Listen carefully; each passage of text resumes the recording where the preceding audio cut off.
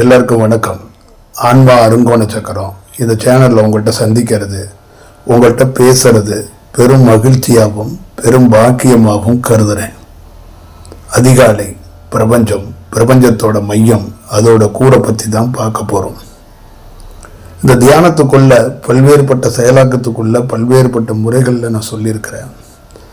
இப்போ நுட்பமாக என்னுடைய அனுபவத்திலிருந்து ஒரு செயலாக்கத்தை தான் திருப்பியும் சொல்ல போகிறேன். அந்த செயல் என்ன வடிவம் அப்படின்னா, எத்தனையோ பேர் அனுபவம் பெற்றவர்கள், எத்தனையோ பேர் பெரிய யோகிகள் என்று நீங்கள் சொல்லப்பட்டவர்கள், சமீப காலங்களில் சமகாலங்களில் இப்போ லைவில் இருக்கிறவங்க கூட யோகி என்று சொல்லப்படுகிறவர்கள், குரு என்று சொல்லப்படுகிறவர்கள், ஒரு பெரும் செயல் என்று கருதப்படுகிறதோ இல்லை பெரும் யோகிகளாக பெரும் சித்தர்களாக வாழ்ந்தவர்களுக்கெல்லாம் எந்த போல அனுபவங்கள், எது போன்ற ஒரு செயலாக்கங்கள் கிட்டப்பட்டது என்பதையும் நான் உங்களுக்கு என்னுடைய அனுபவத்திலிருந்து சொல்கிறேன். இந்த தியானத்தில் ஒரு மனிதன் தொடங்கும் போது, இந்த தியானத்தை பல்வேறுபட்ட முறைகளில் தியானத்தை வடிவத்தில் பண்ணிக்கிட்டு அதை ஒரு பயிற்சியாக செய்து கொண்டு இருக்கும்போது, இந்த தியானத்துக்குள்ள ஒரு செயல் நடந்து கொண்டு இருக்கிற வேளையில் பல்வேறுபட்ட யோகிகள் என்று அழைக்கப்படுகிற, சித்தர் என்று அழைக்கப்படுகின்ற, தன்னை மறந்து சமாதி நிலையில் தியானத்துக்குள்ள அப்படி ஒரு செயலாக்கத்துக்குள்ளேயும் ஒரு வடிவத்துக்குள்ளேயே இருந்திருக்கிறாங்க. அவங்க இந்த பயிற்சியை பல்வேறுபட்ட குகைகளில் வருடக்கணக்காக உணவின்றி எழுந்து கூட போகாமல் ஒரே இடத்துல எந்த செயலும் செய்யாமல் பல்வேறுபட்ட நாட்களில் இருந்திருக்கிறாங்க. அப்போ இங்கு நாம் நம்மளுடைய அனுபவத்தில் என்ன கற்றுக்கொண்டோம், எதை கற்றுக்கொண்டோம், எப்படியெல்லாம் ஒவ்வொரு வடிவத்துக்குள்ளே இருந்ததை இந்த பிரம்மம் நமக்கு கற்றுக் கொடுத்தது, நமக்கு காட்டியது என்பதை துல்லியமாக சொல்கிறேன். எந்ததொரு மனிதனுக்காக இருந்தாலும் இந்த தியானத்தில் பெரிய பாதுகாக்கிறது என்ன தெரியுங்களா? பெரிய செயல் என்றால் ஒரு அனுபவம் திடீர் என்று ஒரு மனிதனுக்கு வந்துடும். அந்த அனுபவத்தில் அவனுக்கு பல்வேறுபட்ட முறைகளில் அந்த அனுபவத்துக்குள்ள அவனுடைய வார்த்தைகள் பேசப்படலாம். அதுதான் வாக்கு சித்தி அப்படின்னு சொல்கிறது. ஏதோ ஒரு வாழ்க்கையில் ஒவ்வொரு விதமான அனுபவத்தில் சில பேருக்கு சில செயல் சித்தி ஆகிரும். அப்போ அந்த சித்தி ஆகிறது என்ன ஆகிறோம் அப்படின்னா, தியானத்தில் அவனால் சும்மா இருக்க முடியாது. ஏதாவது ஒரு செயல் அவனுக்கு காட்டிடும். அப்போ அவனுக்கு காட்டும்போது அதை வெளிப்படுத்துறதுக்கான ஒரு வாய்ப்பு உருவாகும். அது வெளிப்படுத்துறதுக்கான வாய்ப்பு உருவாக்கும் போது அவன் சொல்கிறதெல்லாம் நடக்கும். அப்போ அவன் சொல்கிறதெல்லாம் நடக்கும்போது மக்கள் அவனிடம் தேடி வருவதற்கான ஒரு வாய்ப்புகள் உருவாகும். மக்கள் அவனிடம் ஒரு கோரிக்கை வைக்கிறதோ இல்லை அவன்கிட்ட ஒரு பொருளை கேட்குறதோ கிடைக்கும், கிடைக்காது, இது இப்படி இருக்கும் அப்படிங்கிறதெல்லாம் சொல்லப்படுகின்ற ஒரு வாய்ப்புகள் உருவாக்கும். அதே போல் ஒரு மந்திர உச்சாடத்தில் அவன் ஒரு மந்திரத்தை கொடுத்தாலும் அந்த மந்திரத்துக்கு ஒரு உயிர் சக்தி கிடைக்கும். அதே போல் ஒரு கல்லை கூட அது முறையாக பிரதிஷ்டையாக அது மந்திர உச்சாடனத்தோடு அவன் ஒரு பிரதிஷ்டை பண்ணி ஒரு இடத்துல ஒரு சிலையை வைக்கிறானா, அதுக்கும் அந்த உயிர் சக்திகள், அந்த செயலாக்கங்கள் கிடைக்கப்படும். இதெல்லாம் ஒரு விதமான சித்து என்பது உண்மைதான். அந்த சித்தை எப்படி பிரித்து வைத்திருக்கிறார்கள்? இந்த பேராற்றல் என்பது பிரம்மமாக இருப்பது என்பது என்ன என்று பார்த்தால், ஒரு உச்சபட்சமாக ஒரு மனிதன் இந்த மாதிரி அனுபவத்தை பெற ஒவ்வொருத்தருக்குள்ளேயும் ஒவ்வொரு விதமான சித்துக்கள், ஒவ்வொரு விதமான செயலாக்கள் தானாக சித்தி ஆகி போயிடுது. அந்த அனுபவம் பெற்றோன்னா தானாக அந்த அனுபவம் வந்துடுது, ஒரு சித்தி ஆகிடுது. அந்த சித்தி ஆகி அவன் ஆதிக்கம் செலுத்தும் போது அவனுக்குள்ள பெரிய மாற்றம் ஏற்பட்டு பெரிய பணியை செய்கிறான், பெரிய வேலைகளை செய்கிறான். அவனை தேடி நிறைய பேர் வர்றாங்க, எல்லா பணிகளும் நடக்கப்படுகிறது. அங்கு ஏதோ ஒரு வழியத்தில் அவரால் நன்மை அடைந்தவர்கள் மீண்டும் அவர்களிடம் வர்றாங்க, அவருடைய தீவிர பக்தராக மாறி போயிடுறாங்க. அப்போ அவர்களுடைய குறை தீர்க்கிற ஒரு இடமாக, ஒரு செயலாக மாறப்படுகிறது. இப்போ உதாரணத்துக்கு சொல்லணும்னா மீன் கரோலி பாபாவை சொல்லலாம்னு வச்சுக்கோங்க. இப்போ இந்த மீன் கரோலி பாபா ஒரு கிறுக்கு நிலையில தான் இருந்திருக்கிறாரு. அவர் நம்மளை மாதிரி ஒரு செயலில் இல்லை. அவர் என்ன பண்ணுறாருன்னா ஒரு கிறுக்கு நிலையில் ஒரு இடத்துக்குள்ள ஒரு செயலாக்கங்கள் இருந்து செயல்பட்டிருக்கிறார். அப்போ பல்வேறுபட்ட ஒரு அமெரிக்கா சார்ந்தவர்களில் யாரோ அந்த காலகட்டத்தில் முக்கியமான ஒரு தொழில் சார்ந்தவங்க ஒரு 4-5 பேர் ஏதோ ஒரு வடிவத்துக்குள்ளே அவர்கிட்ட ஆசீர்வாதம் பெறத்துக்கான ஒரு வாய்ப்புகளை அவர்கள் பெற்று இருக்கிறாங்க. அப்போ அவர்களுடைய லைஃபுகள் அங்கே இவர்கிட்ட வந்ததுக்கப்புறம் மாறப்பட்டிருக்கு. நிறைய தொழில் சார்ந்து புகழ் சார்ந்து எல்லாம் நடக்கும்போது அப்போ இவங்க இந்த வளர்ச்சிக்கும் இந்த செயலுக்கும் இப்படி ஒரு காரணம் இங்கே போயிட்டு வந்ததுக்கு ஒரு செயலாக இருக்குன்னு அவங்க கொஞ்சம் யார்கிட்டயோ நண்பர்கள்ட்ட யார்கிட்டயோ ஷேர் பண்ணும்போது அது அமெரிக்கா மாதிரி நாடுகளில் பரவ தொடங்கி அது இன்னும் வெளியில் இருக்கிற தொழிலதிபர்கள், இப்போ ஒவ்வொரு நாட்டுக்குள்ளே இருக்கிற தொழிலதிபர்களோ வளர்ந்தவர்களோ இல்லை பிரபலமாக இருப்பவர்கள், அவர்கள் கும்பிடுகிற தெய்வம், அவர்கள் வந்து ஃபாலோ பண்ணுற குரு எல்லாத்தையும் பிற மக்களும் ஃபாலோ பண்ணுவாங்க. இப்போ நிறைய பிரபலங்கள் ஃபாலோ பண்ணுற கடவுளையும் குருவையும் நிறைய மக்கள் அடிப்படையாக எடுத்துக்கிட்டு நாமளும் பெரிய ஆள் ஆகணும்னு போகிறவங்களெல்லாம் நான் பார்த்துருக்கேன்.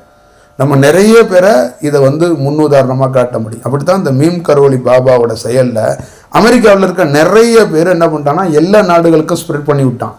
இப்போ நாம் வந்து ஒரு மீம் கரோலி பாபாவை போய் பார்த்தோம்னா கும்பிட்டோம்னா காசு கிடைக்கும், பொன் கிடைக்கும், பொருள் கிடைக்கும், பெரிய கோடீஸ்வரன் ஆயிடலான்னு ஒரு செட்டப்பை கொண்டாந்துட்டாங்க. இதை நீங்கள் ஆன்லைனில் போய் செக் பண்ணி பார்த்தாலும் இதுக்கான ஆதாரத்தோட செயலாக்கம் இருக்கிறது. ஆனால் மீம் கரோலி பாபாவால் உருவாக்கப்பட்டவன் ஒரு 1000-2000 பேர் தான் இருப்பான். ஆனால் இந்த மீம் கரோலி பாபாவால் ஒரு செயல் கிடைக்குன்னு சொல்லப்பட்டவன் லட்சக்கணக்கான பேர் இருக்கான். இதை கொண்டு பரப்பப்பட்டது லட்சக்கணக்கான பேரை பரப்பிட்டாங்க. ஆனால் இதை பயனடைந்தவன் 1000 பேர் 2000 பேர் தான் இருப்பான். ஆனால் அந்த 1000-2000 பேரும் பெரிய விஐபியாகவும் பெரிய தொழிலதிபராகவும் மிகப்பெரிய மாற்றத்துக்குரிய இருக்கிறதுனால அது பல லட்சங்களை போய் உருவாக்கிடுது. இப்போ அவரிடம் போனால் ஒன்று கிடைக்குமானா நிச்சயமாக ஒன்று கிடைக்கும். அவர் சுக்கிரன் சம்பந்தமான ஒருத்தர்னு நான் சொல்லிட்டேன். அந்த ஈர்ப்பில் ஒரு தொழில் சார்ந்தோ ஒரு புகழ் சார்ந்தோ ஒரு அழகு சார்ந்தோ பிறரை ஈர்க்கக்கூடிய அந்த டிவைஸில் முக்கியமான டிவைஸும் முக்கியமான கலர்ஸ்ன்னு சொல்லக்கூடியது சுக்கிரனுடையது. அந்த தன்மையிலேயே ஒருத்தன் மனுஷனாக பிறந்திருக்கிறான், அவங்ககிட்டேருந்து ஒன்று கிடைக்குங்கிறதுல அது எந்த மாற்றமும் இல்லை. ஆனால் அதை எப்படி செயலாக்கப்பட்டிருக்கிறதுங்கிறத நீங்கள் பார்த்துக்கங்க. இதே மாதிரி தான் நிறைய பெண் சித்தர்கள் சொல்லப்படுகிற அந்தந்த ஊர்களில் மாவட்டங்களில் பார்த்தீங்கன்னா இப்பயும் நம்ம ஊர்கள்லாம் பார்த்தீங்கன்னா சில பெண்கள் வந்து சாமி ஆடுவாங்க, சில பெண் காளி வச்சு வழிபடுவாங்க, சில பெண் பல்வேறுபட்ட பிரிவுங்களை வாக்கு சொல்லுவாங்க. அவங்கவுங்க சொல்கிறது ஒரு 50 விஷயம் சொன்னாலும் ஒரு 10 விஷயம் 20 விஷயம் அது பலிக்கும், அது செயல் நடக்கும். இப்போ உங்கள்கிட்ட ஒரு செக்டரில் ஒரு பெரிய கூட்டம் போய்கிட்டு தான் இருக்கிறாங்க. வெள்ளிக்கிழமை அம்மாட்ட வாக்கு கேட்கலாம், செவ்வாய்க்கிழமை அம்மாட்ட வாக்கு கேட்கலாம், இல்லை ஆண்களாக இருந்து கருப்பு சாமியில் வாக்கு சொல்கிறவங்க, இந்த மாதிரி பல்வேறுபட்ட பிரிவுகளாக இங்கே இருக்கிறது. அப்போ இது ஒரு செயல். அதே போல் தியானத்துக்குள்ளேயும் ஒரு செயல். இந்த செயலெல்லாம் எப்படி இப்படிலாம் இருக்குது. அப்போ நம்மளுடைய அனுபவத்துக்குள்ள நம்ம பார்த்தது இந்த எந்த செயலுக்குள்ளேயும் என்னை போக விடலை. வாக்கு சித்தி எந்த சித்தியாகவும் ஆக்க விடாம இந்த தியானத்தில் உயர்ந்த செயல் எதுனா எந்த அனுபவமாச்சும் வந்துடக்கூடாது. இந்த தியானத்தில் அந்த ஃபைனல் ஆகிற வரைக்கும் அனுபவங்கள் வரக்கூடாது. அனுபவம் வராம பாதுகாக்கிறதே பெரிய வேலை. இங்க பல்வேறுபட்டவங்க என்ன நினைச்சிட்டு இருக்காங்கன்னா பெரிய அனுபவத்தை நம்ம பெறணும், பெரிய குருவாகணும், யோகியாகணும், சித்தராகணும் தானே நினைச்சுக்கிட்டு இருக்காங்க. அனுபவமே வந்துடக்கூடாது அப்படிங்கிறது ஒரு யோகியோட டார்கெட், ஒரு சித்தரோட டார்கெட்டே அதுதான். அனுபவம் வந்துடக்கூடாது, சித்து வந்துடக்கூடாது. சித்து வந்துட்டா அவன் செத்தான்னு அர்த்தம். ரொம்ப கடினமான ஒரு சவாலான காலகட்டம் ஒரு யோகிக்கு எங்கே இருக்கும்னா, அவனுக்கு சித்து சாத்தியமாயிருச்சுன்னா அவனே சும்மா இருந்தால் கூட அந்த சித்து வேலை செஞ்சுக்கிட்டே இருக்கும். அப்போ ஒரு பெரிய நிலையை அடைவதற்கு அது மிகப்பெரிய தடையாக போயிடும். அவன் லைஃப் அதுக்கு மேலே அவனால் வளர்ச்சி அடைய முடியாது. நிறைய யோகிகள் அந்த 18 படியை தொட முடியாமல் போனதற்கும் 18 படிங்கிற அந்த நிலையை தொட முடியாமல் லட்சக்கணக்கான யோகிகள் ஆங்காங்கே அந்தந்த படிகளில் அந்தந்த செயலாக்கத்தில் நின்று போனதுக்கு காரணம் தான். இந்தியாவில் 18 படியில் முதல் படியை கூட தொட முடியாமல் நிறைய யோகிகள் இருந்திருக்கிறான். அதற்கான முதல் ரீசன் என்னன்னா, அவன் அடிப்படையிலே முதல் படியிலே அவனுக்கு முதல் படியை தொடுறதுக்குள்ளேயே அவனுக்கான அந்த செயல் சித்தி ஆயிடுச்சு.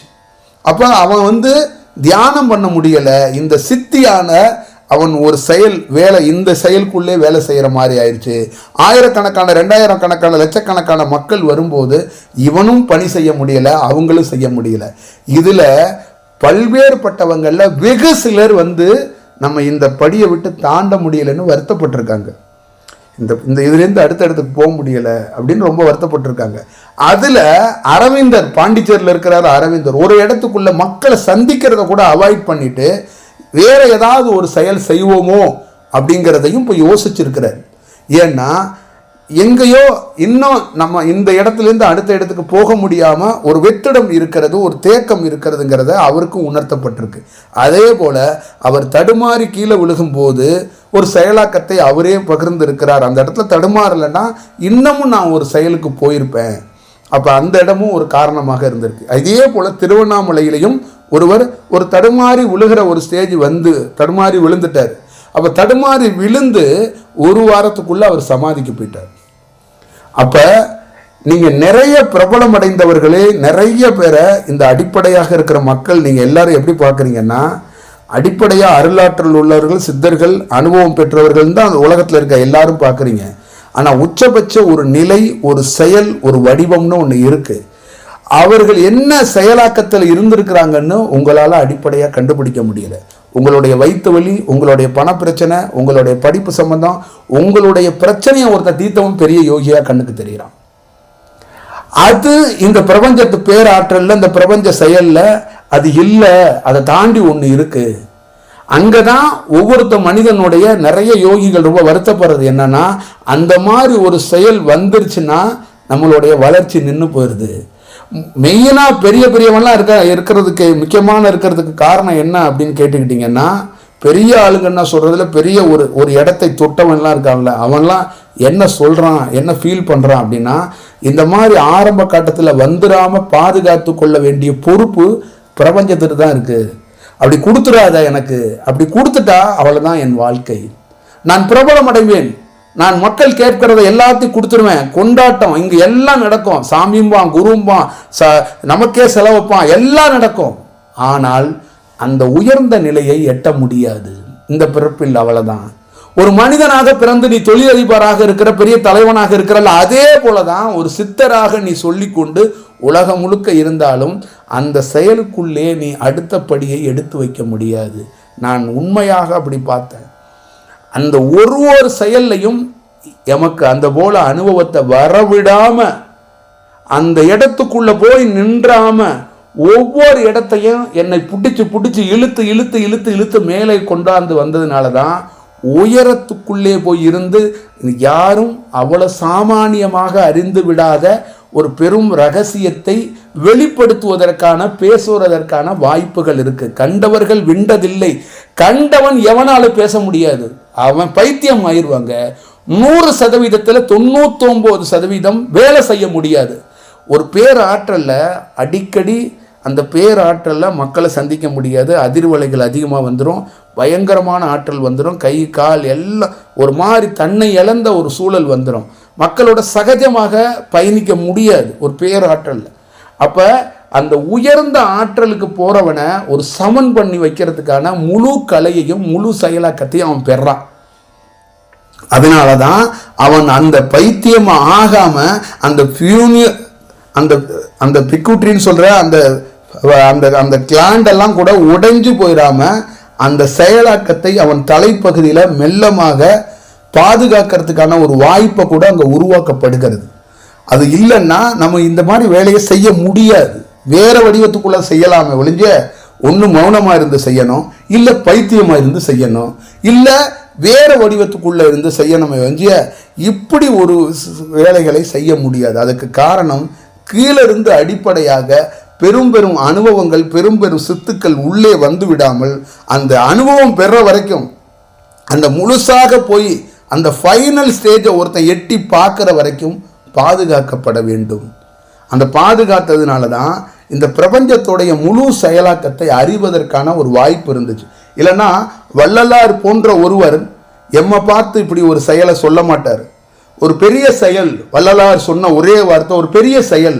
எத்தனையோ பேர் இந்த இடத்தை கடக்க முடியாமல் மாண்டு போனதும் சுருண்டு போனதும் கீழே விழுந்த போதும் நீங்கள் அந்த இடத்தை கடந்து வந்திருக்கிறீர்கள், இது சாமானிய காரியம் அல்ல.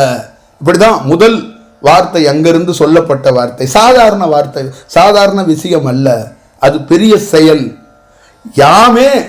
யாமே இந்த இடத்தை கடப்பதற்கு மிகப்பெரிய சிரமத்தையும் துன்பத்தையும் அனுபவித்தோம்.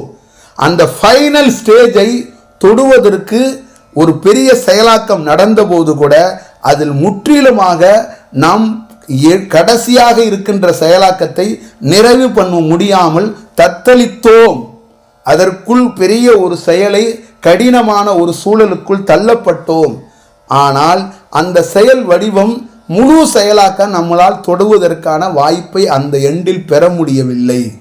அதனால்தான் அந்த 18 படிநிலையை நாம் தொடுவதற்கு போயும் தொட முடியாமல் நின்று போனோம். அப்படிங்கிறதான் வள்ளலாருடைய செயலே. மகாவதர் பாபாவுடைய செயலும் அதுதான். அந்த செயலாக்கத்துக்குரிய செயல்தான். அவ்வளோ பெரிய செயலாக்கத்துக்குள் அது பேர் ஒளியாக இருந்து ஈசனால் சிவனால் அந்த உடலை தோற்றி வைக்கப்பட்டிருக்கிறது. அப்படியாப்பட்ட பேர் செயலாக இருந்தும் இந்த பெரும் நிலையோடு பெரும் செயலோடு இருப்பதனால்தான் அந்த பிரபஞ்சத்தில் இருக்கின்ற பெரும் செயலாக இருக்கக்கூடியது நம்மை பார்த்து அந்த ஒரிஜினலை காட்டி கொடுப்பதும் அது உண்மையான ஒரு உரையாடல்களுக்குள்ளேயும் ஒரு செயலுக்குள்ளே நடப்பதற்கான வாய்ப்புகள் உருவாக்கப்பட்டிருக்கிறது. இல்லை என்றால் பிரம்மத்தை ஒருவர் அறிவதோ, பிரம்மத்தை பற்றி ஒருத்தர் உரை நிகழ்த்துவதோ, சிவத்தை பற்றி ஒருத்தர் முழுதாக உள்ளே இருந்து ஒரு செயலாக்கம் செய்வதோ வாய்ப்பு இல்லை. பெரும் இங்கு உரைகள் நிகழ்த்தப்பட்டது எல்லாருமே கீழே இருந்து விட்டார்கள். அனுபவம் பெற்றவர்கள் பார்ட்-டைமாக வந்து அவர்களுடைய அனுபவத்தை இவர் உடம்பை பயன்படுத்தி சில செயலாக்கம் செய்திருக்கிறார்களே ஒழிஞ்ச அவர் சுயமாக இருந்து இந்த பேருரையை நடத்தினாரா, சுயமாக இருந்து இந்த பணியை செய்தாரா என்பது உங்களுக்கு அறிய முடியாது, உங்களுக்கு தெரியாது. என் போன்றவர்களுக்கு ஒரு யோகி இங்கு பணி செய்கிறான் என்றால் சுயமாக செய்கிறானா, இல்லை வேறு ஏதோ ஒரு பேர் ஆற்றல்கள் வந்து அவருக்கு உதவியாக அவரோட கம்பேன் ஆகி ஜாயின் பண்ணி அந்த பணியை செய்கிறாங்களாங்கிறது நம்மளால் அறிந்துக்கிட்டு சொல்லிட முடியும். இதற்குள்ள மக்களாகிய உங்களுக்கிட்ட சொல்கிறது என்னன்னா, இந்த உலகம் முழுக்க இருக்கின்ற அத்தனை பேருக்கும் ஒரு செயல், உங்களுக்கு ஒரு செயலாக்கம் கிடைக்கப்படணும், அவ்வளோதான். எனக்கு சித்தர்களுக்குள்ள மகான்களுக்குள்ள எத்தனை பிரிவு இருந்தால் எனக்கு என்னங்க, என்னுடைய வயிற்று வலி தீர வேண்டும், அப்படி தான் நீங்கள் நினைப்பீங்க. இதையும் தாண்டி அதற்குள்ள இருக்கின்ற நிஜத்தையும் அதற்குள்ள இருக்கின்ற ரகசியத்தையும் பேச வேண்டிய சூழல் என் போன்றவர்களுக்கு இருக்கு. என் போன்றவர்களுக்கு அந்த வாய்ப்புகள் எப்படி கிட்டப்படுகிறது என்பதற்காகத்தான் சொல்வது. ஒரு அனுபவம் முழுமையாக நான் பல நாள் அதுதான் சொல்கிறேன். என்னிடம் இருக்கிற யாரையும் நீ போய் யாருக்காவது தியானம் சொல்லிக் கொடு, யாருக்காவது தீட்சை கொடு, ஏதாவது முதலில் நீ யார் என்று அறி. முதலில் உன்னுடைய அனுபவம் நீ பெற்றால் நீ என்ன செய்ய வேண்டும் என்பது உன்னுடைய ஆன்மாவே சொல்லும். நான் உனக்கு கட்டளையிட வேண்டாம், நான் உனக்கு வேலை கொடுக்க வேண்டாம், அது உனக்கு சொல்லும். அதுவரை தயவு செய்து எதையும் எடுத்து பரப்பாதே, எந்த வேலையும் செய்யாதே, அமைதியாக அனுபவம் பெற்றோரோடு பயணி. அனுபவம் பெற்றோரோடு பயணிக்கிறதுக்கான சூழல்கள் சரியாக அமையப்படவில்லை என்றால் நீ தனிமையிலே இருந்து கூட உன்னுடைய பயிற்சியை மேற்கொண்டு ஒரு நல்ல முன்னேற்ற பாதையில் போய்கொண்டிரு. அதை விட்டு இடையிலேயே நீ வேறு ஏதாவது வேலைகளை பார்த்தால் நீ அங்கேயே தேங்கி நின்று விடுவாய். இதுதான் நீங்கள் எந்த யோகி எடுத்து வரலாறை எடுத்தாலும் அவர்களுக்கு இந்த பெரிய பிரபலம் பெரிய சித்து என்பது அவர்கள் வளர்ச்சியை முடக்கி போட்டது தான் உண்மையான வரலாறு, உண்மையான செயலாக்கம். ஒரு உயர்ந்த பெரும் நிலைக்கு போனதுக்கப்புறம் அது சாதாரணமாக கிடைச்சிடும். அதனால தான் பாவத்தையும் புண்ணியத்தையும் இரண்டையும் அழித்து விட்டால் தான் வெட்ட வெளி கிடைக்கும். அங்கே சித்து ஓப்பனிங்கில் வந்துருச்சுன்னு வச்சிங்களேன், அதுவே புண்ணிய செயலாக மாறிவிடும். எத்தனையோ சித்தர்களுக்கு கிரக அடிப்படையிலேயே கோள்கள் அடிப்படையிலேயே வேலை செய்திருக்கிறார்கள். 9 கோள்களையும் அப்பாற்பட்ட யோகியாக வேலை செய்யணும். அப்போ 9 கோள்களுக்கு அப்பாற்பட்ட சில யோகிகள் இருந்திருக்கிறார்கள். அந்த அப்பாற்பட்ட வேற யோகி இருப்பான்ல, அவன் இவர்களுக்குள்ள தடுத்து ஆட்கொண்டு இவன் அவர்களை வழி நடத்தி இருக்கிறான். இதுதான் அதுக்குள்ள இருக்கின்ற பேர் ரகசியமாக இருக்கிற பேர் செயலாக இருக்கிற பொருளாக இருக்கிறது. அப்போ இந்த சித்தர்கள் என்பதும் இந்த மகான்கள் என்பதும் இந்த முறைகள் என்பதும் எப்படி இங்கு இப்போ சமகாலத்தில் நடக்கப்படுவது என்பதையும் நீங்கள் அறுதியிட்டு சொல்கிறேன், தெரிந்து கொள்ளுங்கள். இதுதான் இதற்குள்ள இருக்கின்ற செயல். அப்போ ஒரு இடத்துக்குள்ள ஒரு சித்துக்கள் கிடைக்கிறது, ஒரு செயல் கிடைக்குதுன்னா இத்தனை காலத்துக்கு இத்தனை ஆண்டுகளுக்கு தான் அது பணி செய்ய முடியும். அந்த சக்தி தீர்ந்துருச்சுன்னா அதற்கு மேலே இவர்களோட வாக்கோ இவர்களோட செயலோ எதுவும் பணி செய்யாது, எதுவும் நிகழாது, நடக்காது. ஒரு பெரிய வேலை நடக்கணுங்கிறதுக்காக தான் நம்மளை தியானத்துக்குள்ள, முழு தியானத்துக்குள்ள, வடிவத்துக்குள்ள கொண்டு வந்தாங்க. அதனால தான் ஒவ்வொரு இடமா இருக்கட்டும், கோவிலாக இருக்கட்டும், இங்கே இருக்கின்ற சமகாலத்தில் தியானம் எடுக்கிறவங்க அத்தனை பேர்த்தையும் இவ்வளவு துல்லியமாக சொல்வதற்கு சாத்தியம் கிடையாது, சொல்லிடவும் முடியாது. என்னென்ன செயலாக்கங்கள் இருக்கப்படும் என்பதை ஒரு கிளியரா ஒரு செயல் ஒருவருக்கு உணர்த்த முடியுமானா ரொம்ப கஷ்டம் அப்படிங்கிறது தான் இதோடைய பொருளாக இருக்கு. அது இயல்பாக இருந்து அந்த ஒரு உரையாடலாக கொடுக்கிறது என்பது இருக்குல்ல, அது ரொம்ப கஷ்டம். அதற்கெல்லாம் பெரிய செயல் எது என்றால், காப்பாற்றப்பட்டோம். இந்த தியானத்தில் உயர்ந்த இடம் வர வரை பாதுகாத்து அழைச்சி கொண்டு போகப்பட்டோம். அந்த உயர்ந்த இடத்தில் போய் அமரும் வரை இந்த சுத்தி இருக்கின்ற இந்த சூழலும் இந்த பிரபஞ்ச பேராற்றலும் பாதுகாத்ததுனால்தான் இந்த பேரு உரையே இங்கு நிகழ்த்தப்படுகிறது. இந்த பேரு ரகசியத்தை பற்றி பேசப்படுகிறது. இந்த பேரு ரகசியத்தை நீங்க எத்தனை யோகிகள் எத்தனையோ விதமாக இந்தியாவுக்குள்ள அதிகமான பேர் இருக்காங்க. அத்தனை பேரையும் அவர்கள் என்ன நிலையில் இருப்பார்கள் என்பதை அறுதியிட்டு சொல்லிட முடியும். நிறைய சமாதிகளுக்குள் நீங்களும் வேணால் வாருங்கள், நானும் வருகிறேன். நான் போகும்போது இல்லை நான் அங்கு தங்கும்போது என்ன நிகழ்கிறது என்பதை நீங்களே கண்கொண்டு பாருங்கள். ஒரு செயலாக்கம் எப்படி நிகழ்கிறது, எனக்கும் அவர்களுக்கான அந்த தொடர்புகள் எப்படி இருக்கிறது என்பதை நேரடியாக பார்க்கும்போது அது தெரியும். அது உணரும் போது அந்த இடம், அந்த செயலாக்கம் என்பது வேற வடிவத்துக்குள் ஒரு வினாடிக்குள் அந்த இடத்தோட இருக்கிற மொத்த ஹிஸ்டரியையும் கொண்டாந்து கொடுத்துட்டு போயிடுவாங்க நமக்கு. அப்படித்தான் இந்த செயலாக்கம் சொல்வதற்கான வாய்ப்புகள் உருவாக்கப்பட்டிருக்கிறது.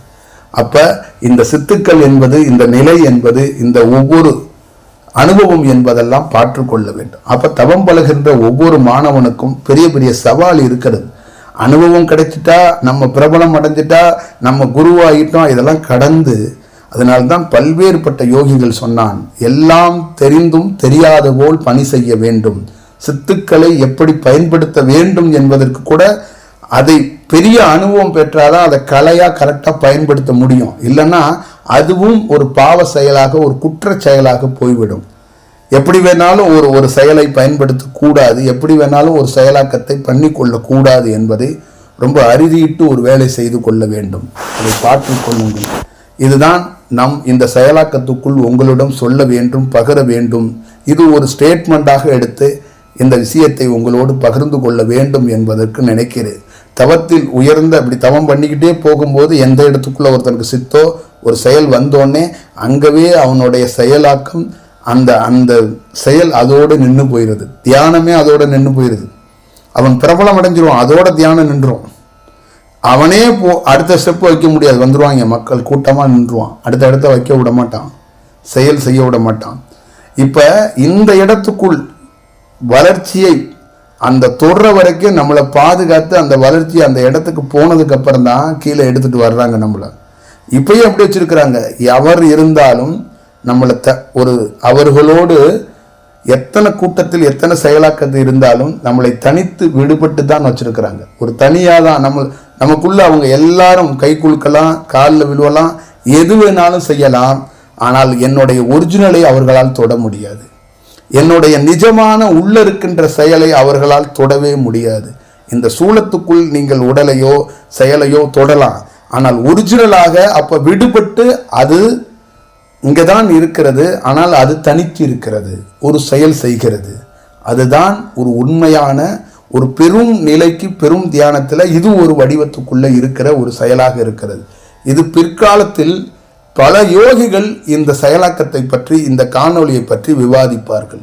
இந்த காணொளியை பற்றி பெரிய ஒரு சத்சங்கமே நிகழ்த்தப்படும். பெரிய அனுபவம் பெற்றவர்கள் அனைவர்களும் இதை எடுத்து இது ஒரு செயலாக்கமாக எடுத்து விவாதிப்பதற்கும் ஒரு செயல் செய்வதற்கும் வாய்ப்புகள் கண்டிப்பாக வரும். அனுபவம் பெற்றவர்கள் இந்த வேலையை, இந்த பரிமாற்றத்தை செய்வார்கள். அப்பொழுது தெரியும் இந்த செயலாக்கங்கள் எப்படி இருக்கிறது, என்ன மாதிரியான ஒரு நிலைக்குள் இருக்கிறது என்பதை உண்மையாக புரிந்து கொள்வார்கள். இப்படித்தான் ஒவ்வொரு செயலும் இருக்கிறது, பாற்றுக்கொள்ளுங்கள். விரைவில் இந்த ஆன்மா அருங்கோண சக்கரத்தில் ஒரு தொகுப்பாக நம் புத்தகத்தில் ஒரு வடிவம் அமைக்கும் வேலைகளை செய்து கொண்டிருக்கிறோம். விரைவில் அது வெளியீட்டு தேதியும் அந்த நேரமும் அந்த இடமும் வெளியிடப்படும். அதனால் இந்த நம்ம கூட பயணிக்கின்ற ஒவ்வொருத்தரும் அந்த நாளில் இங்கிருந்து அந்த செயலாக்கத்தை வெளியிட வேண்டும். அதற்கான முழு செயலாக்கத்தோடும் நீங்கள் நின்று அந்த பணியை செய்ய வேண்டும் என்பதையும் அன்போடு கேட்டுக்கொள்கிறேன். நல்ல செயலாக்கத்தில் சந்திப்போம். நன்றி, வணக்கம்.